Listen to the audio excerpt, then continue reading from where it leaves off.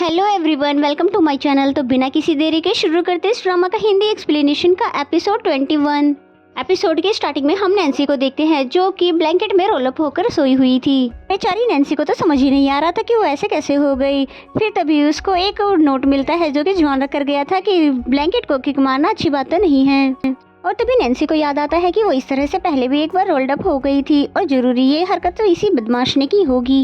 And then morning का scene दिखाया जाता है जहाँ पर नैन्सी अच्छे से रेडी होकर आ जाती है जुआन के पास, और जुआन ने जुकेन के लिए ब्रेकफास्ट रेडी कर रखा था क्योंकि उसको वीकनेस फील हो रही थी। क्योंकि जुआन इतना बुरा नहीं है, भले ही इनके बीच में नोकझोंक होता रहता है, जिसपे नैन्सी ने भी उससे अप्रिशिएट किया। और फिर नैन्सी ने पूछा उससे कि मैं नेक्स्ट वीक अपने फादर के कब्र पर फूल चढ़ाने के लिए जाऊंगी, तो क्या तुम भी मेरे साथ जाओगे? जिसपे जुआन ने भी हाँ कह दिया, लेकिन पहले वो नैन्सी को ब्रेकफास्ट करने के लिए कहता है। और फिर जुकेन उन्हें घूर घूर कर देखते हुए पूछने लगता है क्या तुम दोनों हमेशा इसी तरह से रहते हो? फिर जुआन ने बताया कि ये मेरी गर्लफ्रेंड है, जिसपे तो वो हैरान हो जाता है कि मेरे जूनियर भी रिलेशनशिप में आ गया, अभी तक मैं ही एक इनको नहीं मना पाया।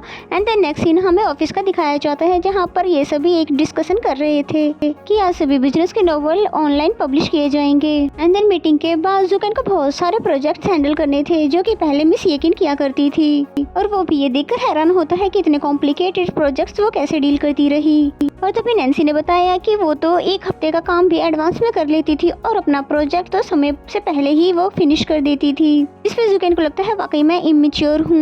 एंड देन जुकेन येकिन से मिलने के लिए आता है और फिर उसे स्केटिंग करने के लिए ले जाता है और साथ ही उसे माफी भी मांगता है, ये कहकर कि मैंने तुमसे वादा किया था मैं तुम्हें हर बर्थडे पर यहाँ पर लेकर आऊंगा। मैं बिजी रहता था और ऊपर से तुम भी बिजी रहती थी, और तुम इतने सारे कॉम्प्लिकेटेड प्रोजेक्ट्स कैसे हैंडल करती थी।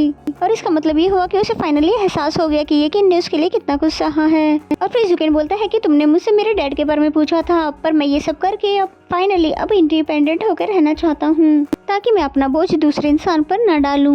नैन्सी को तो उसकी बातें सुनकर प्यार आ रहा होता है क्योंकि वो हमेशा से ही तो उसको रिस्पॉन्सिबल पर्सन बनाना चाहती थी। और फिर दोनों ही मिलकर सेटिंग करने लग जाते हैं जहाँ पर येकिन को तो नहीं आ रहा था, लेकिन जुकेन इसमें मास्टर है और फिर उसे संभालते हुए सिखाने लगता है और काफी मस्ती मजाक करते हुए एंजॉय करते हैं।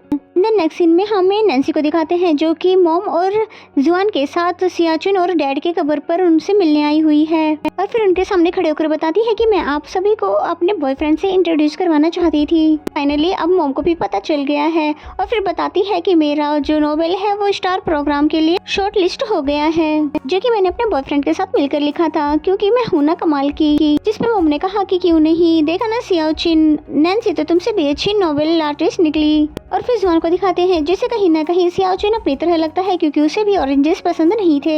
उसके लिए एप्पल जूस लाया था और साथ ही उसे फ्रेंडशिप करने के लिए कहता है। बाद वापस जाते हुए मॉम उससे पूछने लगी कि फ्यूचर का तुम्हारा क्या प्लान है। फिर जुआन ने बोला कि उसने अभी कुछ भी नहीं सोचा इस बारे में, जिसपे तो मॉम बहुत ज्यादा डिसअपॉइंट हो जाती है कि जैसा भी है वो एक माँ है इसलिए अपनी बेटी का फ्यूचर अच्छा चाहती थी। और घर आने के बाद भी सैड थी, जिसपे नैन्सी ने वजह पूछी तो बताने लगती है कि जियोम अच्छा लड़का है और मैं तुम दोनों के लिए खुश भी हूँ। लेकिन वापस आते वक्त जब मैंने उसे फ्यूचर प्लान के बारे में पूछा तो उसने बताया कि उसने ऐसा कुछ भी नहीं सोचा है। ये सुनते ही नैन्सी बोलती है कि प्लीज आगे से इस तरह का कोई भी क्वेश्चन जुआन से मत करना, क्योंकि कुछ बातें ऐसी है कि जो मैं आपको नहीं बता सकती, और अगर मैं आपको बता भी दूं तो आपको तब भी यकीन नहीं होगा। और इस बात पर तो मॉम को गुस्सा आ जाता है और बोलती है हाँ ठीक है, तुम मुझे क्यों बताने लगी क्योंकि मैं तुम्हारी बायोलॉजिकल मदर थोड़ी ना हूँ। ना उसने कुछ सोचा है ना ही तुम्हें पता है कि फ्यूचर में क्या करना है, तो फिर तुम दोनों का फ्यूचर क्या बनेगा।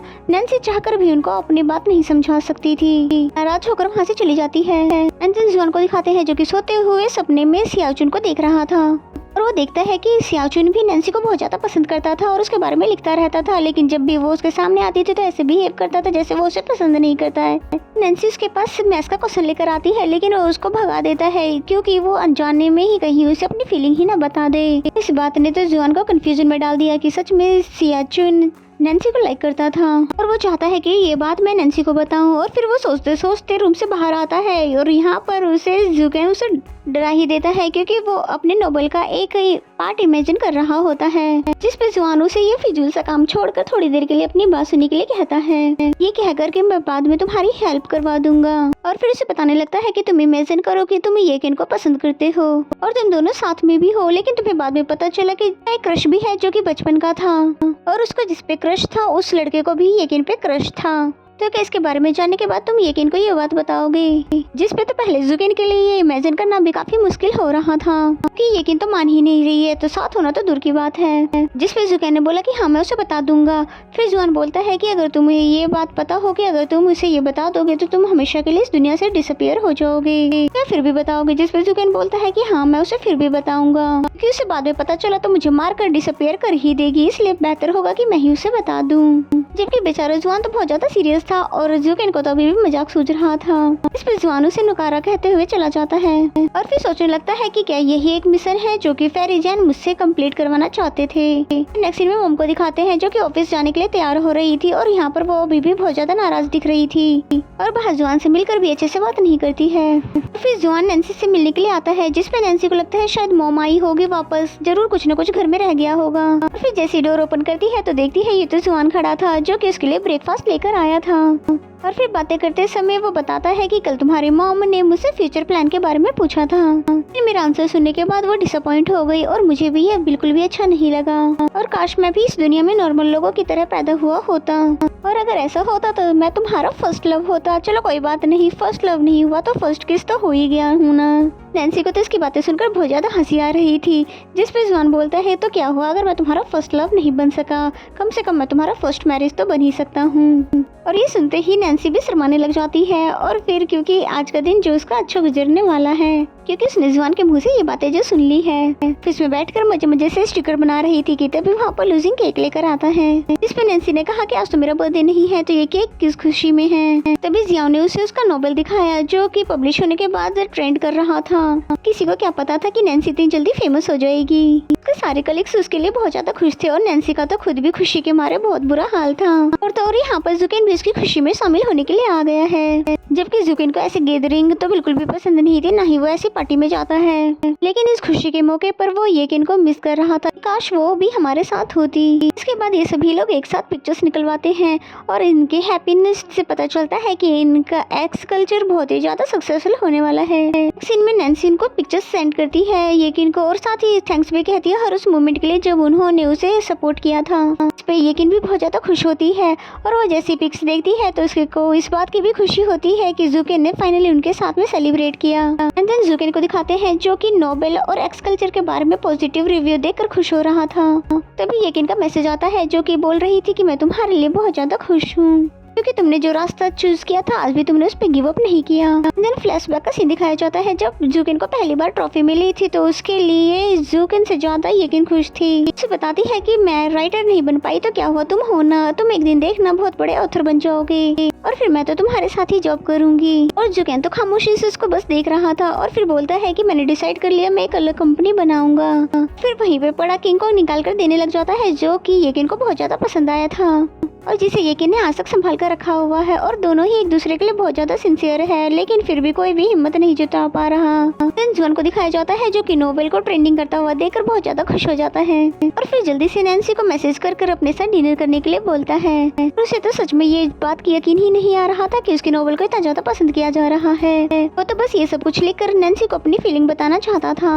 एंड देन नेक्स्ट सीन में हमें नैन्सी को दिखाते हैं जो कि डिनर पर आती है पर जुआन तो अभी तक वहाँ पर नहीं आया था और उसे यहाँ पर ना देखकर नैन्सी जल्दी से उसे कॉल लगा देती है कि तभी उसे टेबल के नीचे से जुआन दिखता है और फिर अजीब गरीब तरीके से बाहर आते हुए उसे प्रपोज करने लगता है। वो इतना ज्यादा एक्साइटेड हो जाता है कि उसे खामोश करवाने के लिए नैन्सी को फाइनली बोलना पड़ता है कि अगर तुम चुप नहीं हुए तो मैं तुमसे ब्रेकअप कर लूंगी, जिस पे जुआन को उसकी बात माननी पड़ती है और फिर उसके पास बैठते हुए लोगों के कमेंट सुनाने लगता है कि लोगों ने उसके कैरेक्टर को कितना ज्यादा पसंद किया है। जिस पे नैन्सी ने भी उसे थैंक यू कहा क्योंकि अगर तुम नहीं हो पाते तो ये नोवेल मैं कभी भी नहीं लिख पाती। जिसके बाद वो वॉशरूम जाते हुए आग देख लेती है और उसको अचानक से फिर पैनिक अटैक आ जाता है। उसे वही इंसिडेंट याद आता है जिसमें उसके डैड की और सियाचुन की जान चली गई थी। तभी जुआन फौरन से उसके पास आता है और उसे हक करता है और उसे संभालते हुए यहाँ से ले जाता है और जुआन भी उसके लिए बहुत ज्यादा परेशान हो जाता है क्योंकि उसे पहले ये पैनिक अटैक इतनी जल्दी नहीं आता था जो कि अब आ रहा है। कहीं ये सब मेरे वापस जाने की वजह से तो नहीं हुआ है। और फिर वो दिल ही दिल में ये अपने आप से प्रॉमिस कर लेता है कि मैं नैन्सी की ये वाली इलनेस दूर कर दूंगा। और फिर इसी सीन के साथ ये एपिसोड यहीं पे खत्म हो जाता है। तो मेरा एक्सप्लेनेशन अगर आपको अच्छा लगता है तो वीडियो को लाइक करें और चैनल को अभी तक सब्सक्राइब नहीं किया तो प्लीज सब्सक्राइब कर ले। तो मिलते हैं नेक्स्ट एपिसोड में।